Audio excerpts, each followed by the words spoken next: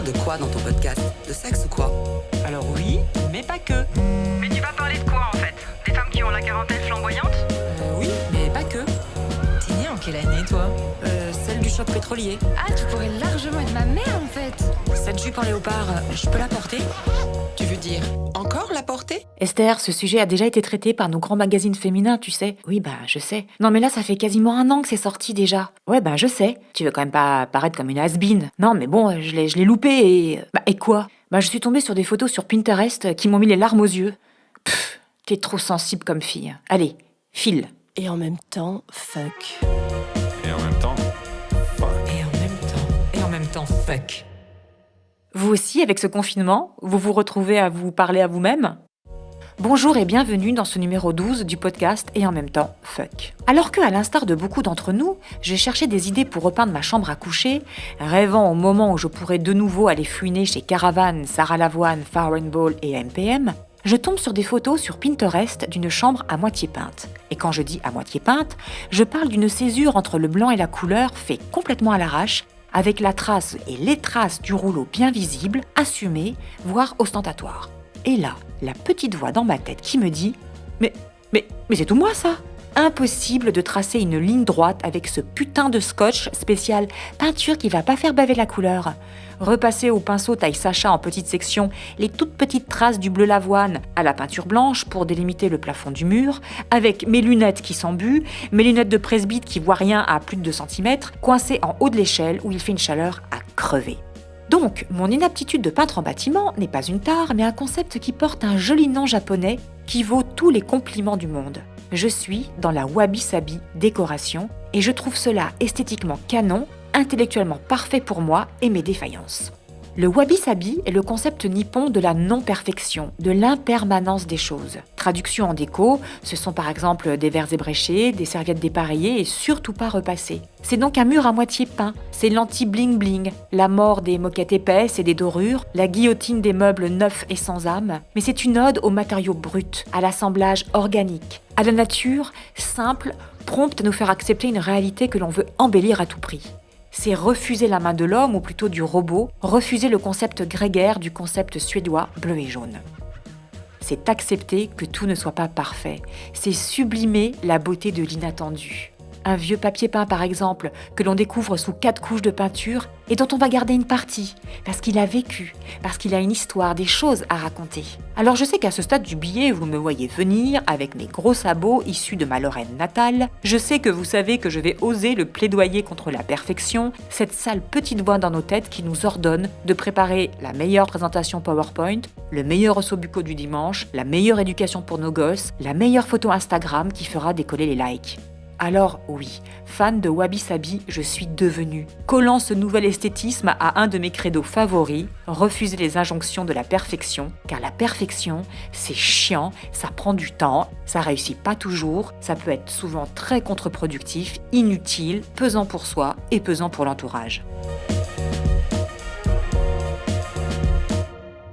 Accepter que tout ne soit pas parfait. Il n'y a pas de mère parfaite comme il n'existe pas d'enfant parfait. Il n'y a pas de job parfait comme il n'existe pas d'employé modèle ou de patron modèle. Il n'y a pas de conjoint parfait comme il n'existe pas de prince charmant ou de gendre idéal. Des grands poncifs, des choses déjà entendues? Ok, mais est-ce que vous les appliquez? J'ai été cette femme contre le freak qui veut diriger, imposer, s'immiscer dans tout, prévoir, calculer. D'un tempérament profondément bordélique, j'ai lutté des années contre moi-même.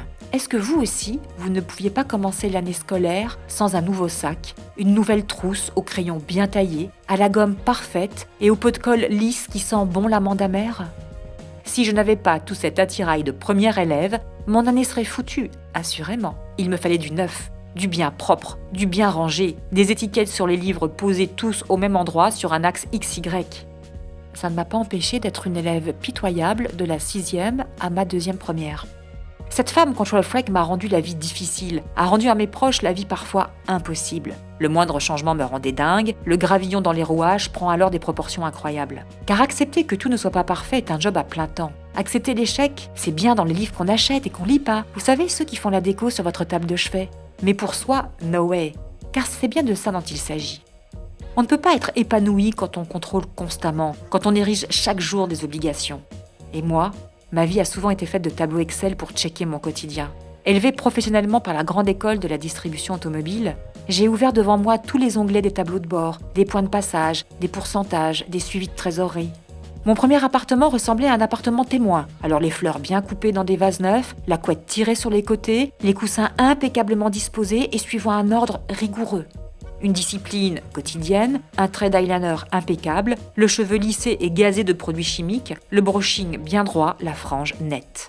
Comme un rituel rassurant, une routine du droit chemin, mais qui réduit à néant la cavalcade et le chemin de traverse, mais bon, qui sécurise par ses barrières, ses garde-fous. Alors vite, très vite, déterminer dès que possible si on répond via ses automatismes rigoureux à sa vraie personnalité, ou si c'est juste à cause de l'indéfectible peur de l'échec. Se rassurer un jour et constater avec surprise que la réussite ne tient pas qu'à ses fondements en béton armé et ses lignes droites. Il y a si peu de temps encore, repousser la création du podcast et en même temps fuck. Ah non. Pas avant que j'ai 4 shootings d'avance, 10 billets d'humeur d'écrit, pas avant que ma charte graphique soit parfaite, que ma musique soit mixée 50 fois, etc. Bref, que je me sente sécurisée par tous les éléments exogènes, que tout soit au cordon. Contrer le syndrome de l'imposteur. Suis-je légitime ? Ne trouvant pas de réponse tangible, ériger des points de contrôle pour se rassurer, ou des barrières pour ne pas faire. Craindre l'échec, ne pas l'affronter, reculer, se protéger derrière des arguments, les ériger dogmatiquement, et à la fin, espérer y croire. Avoir une petite voix diablement entêtante, un Jiminy Cricket tentateur, le faire taire. Puis découvrir que l'imperfection épouse parfaitement la création. Lâcher prise, revenir à l'essentiel, c'est-à-dire sa capacité d'étonnement, sa versatilité féconde, son inconstance. Je vous invite à réécouter ou à écouter l'épisode dans En même temps fuck sur la curiosité curative.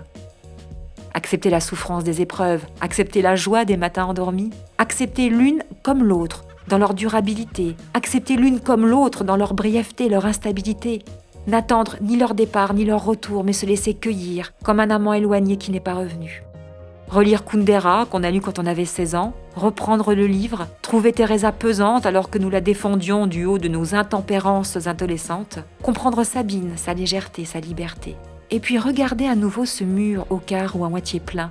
Lui laisser la possibilité d'une suite, c'est ne jamais mettre un point final, se donner l'opportunité d'une reprise, comme une idée que vous aviez dans la tête, que vous aviez laissée sous la poussière de nos vies actives et que vous vous autorisez enfin à reprendre.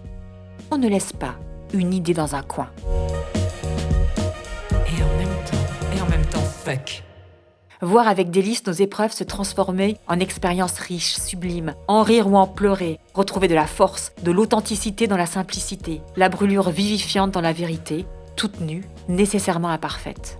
En poursuivant mes recherches sur le wabi-sabi, je découvre l'art japonais de réparer les objets cassés avec de l'or, l'art de réparer les blessures avec le matériau le plus précieux qu'il soit, le kintsugi, ou kintsugi, je vous avoue, je ne sais pas comment on le prononce. Je suis restée hypnotisée face à cet art. Mes yeux ne pouvaient pas se détacher de ces lignes d'or qui suivaient la trace de la blessure. Je n'ai pas pu empêcher les larmes de monter, tant sur le message que sur la forme. Ces assiettes fêlées par un mauvais mouvement, par la vieillesse, par un accès de colère, par inadvertance, par gaucherie, ont résonné en moi comme 1000 séances de psy. Affronter ces colères, les trouver déplacées, borderline, les remettre en place, les soigner et sourire. Penser avec un A et penser avec un E, c'est chagrin. Dire qu'on a trop aimé, qu'on s'est abîmé, qu'on a pleuré, puis se dire que toutes les larmes ont rempli l'abîme, ont construit des rivières et qu'on s'y sent vivante, mais tellement vivante. L'eau comme celui du mikvé pour les femmes juives, celle du baptême chez les catholiques, la purification par l'eau 5 fois par jour par les musulmans, symbole de fécondité, source du paradis, d'un renouveau encore. Les bols abîmés, fracturés du kintsugi ont trouvé une nouvelle arme. La coulée d'or a renforcé le sédiment. Plus tout à fait le même, plus tout à fait un autre. Plus tout à fait la même, plus tout à fait une autre. J'ai découvert que je m'aimais abîmée, surtout abîmée, merveilleusement abîmée. Le kintsukuroi, ou l'art de réparer ses blessures avec de l'or, peut prendre des semaines, des mois, voire une année. On dit que c'est l'art de la résilience, mais comme je l'ai déjà dit, la résilience revient à retrouver sa forme initiale. Et là, couverte de mes stries, je ne suis pas retournée à l'état initial, et c'est même mieux. Comme je l'ai lu sur le magnifique compte Instagram Dans la bouche d'une fille, je suis une guerrière. Et cette guerrière, je vais la parer d'or. Enfin bon, plutôt un tatouage sur ma cicatrice qui scinde mon ventre d'est en ouest. Ce sera mon kintsukuroi à moi. Mon ventre champ de bataille se relève du combat et sort fier, victorieux. Et en même temps, fuck. puis se tourner vers ceux qu'on aime, vers nos amis, nos filles, et leur dire à quel point leurs imperfections sont leurs forces, à quel point leurs blessures sont des opportunités incroyables pour être encore plus belles, que leurs projets inachevés n'attendent qu'elles pour revivre, ou qu'ils étaient juste la version bêta du prochain. Femmes, je vous aime, et en même temps, fuck.